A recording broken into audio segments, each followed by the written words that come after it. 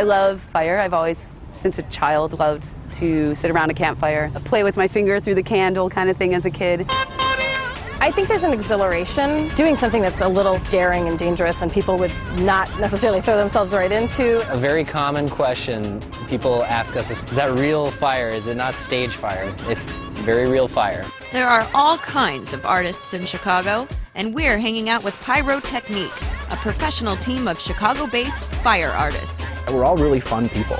You know, we're all very childlike in our inspiration, in our creativity, and coming together, that just expounds upon itself, and we get to do all these things that we always wanted to do. As much fun as they have, working with fire is not as easy as it may look. Fire spinning is something that takes years of practice, and performing with fire as a team is something that takes more than just talent. A willingness to listen, just to be able to hear how someone else views a situation, how someone else may want to approach a gig or a performance, come to find a medium. It's a trust thing. Someone's always watching your back while you're fire spinning. You're trusting that safety with your life, essentially. And that allows for a deeper bond to happen between people, and thus allows our community to grow stronger and stronger. There's no question that fire is a dangerous material to work with, and there are, of course, very strict safety precautions that must be made. They say most people are surprised to know that they spend most of their time practicing with no fire at all. Practice time is when you're trying to develop yourself, develop your skills. You're going to drop it sometimes. If you're trying new things, if you're challenging yourself to grow, you know, it's not going to go well all the time. You might hit yourself in the face a couple times. You might hit yourself in the groin a couple times. We've all done it, you know, and you don't want it to be on fire when that happens. But practice does make perfect. Frankie is the troupe's belly dancing, hula hooping fire eater and shows us how fire eating is done. Occasionally, I do burn myself slightly. I think that's you have to kind of be a little willing to go through that. When I first started eating it, I did get some blisters in my mouth like the first few times because I was scared.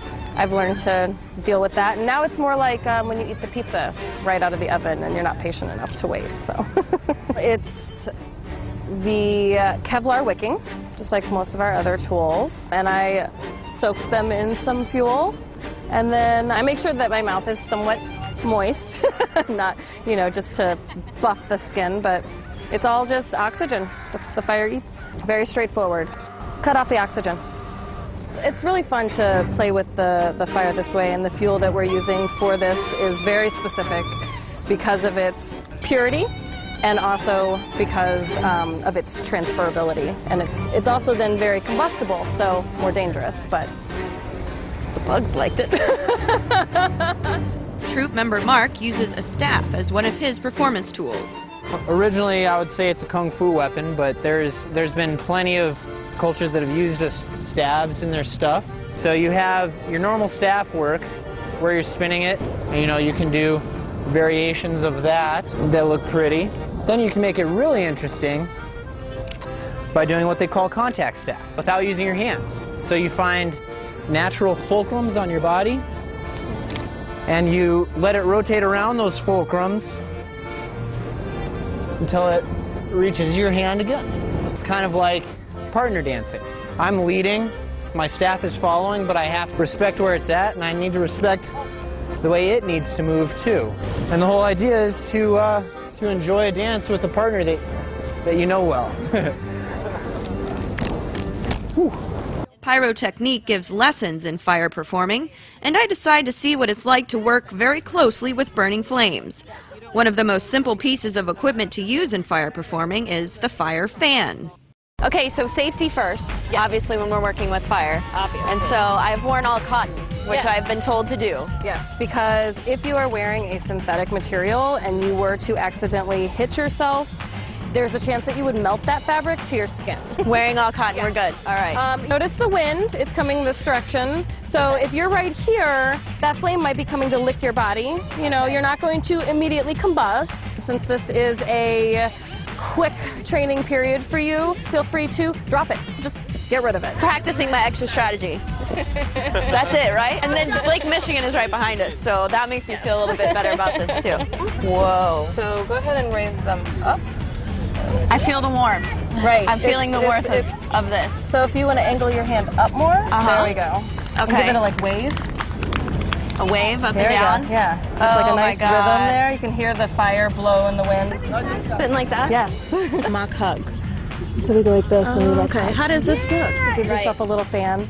Okay, fan Like, myself. oh my goodness. Okay, this is not So cooling hot. me off at so all. here, wave it. Wave it? Feel it. Uh-oh, they're almost burning out. Yes. And now So you is can that swoop bad? them to put them out. So swoop them.